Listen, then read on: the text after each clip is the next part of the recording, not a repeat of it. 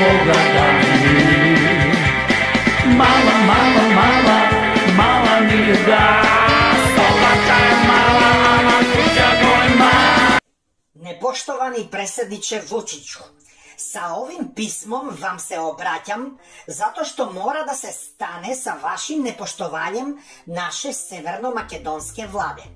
Vi našu vladu rušite iz nadvora i to sa jeftinim srpskim parizerom i jogurtom. Ja kao vicepremijer onog ćeljavog moram da vam pustim notu našeg nezadovoljstva i da vi radite da naša vlada crkne i padne.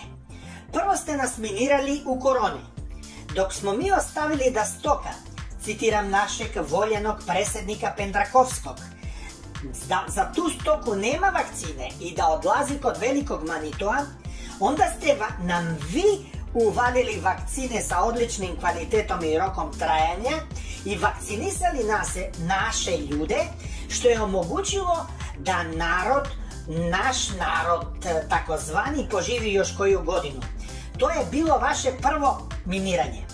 Zatim kad smo htjeli da poklonimo našu celu crkvu Bugarima u znak našeg velikog kuropušanstva, vi ste priznali crkvu i onemogućili da svršimo sa Bugarima, to jest da Bugari svrše.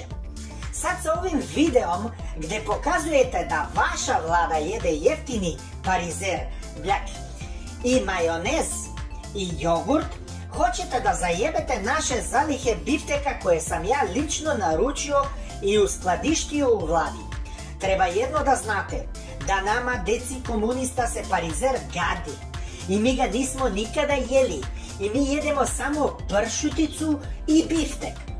Sad naš bezimeni narod traži od nas da jedemo parizer i da pokvarimo naše lepe trbušine koje smo 5 godina na grbači naroda punili.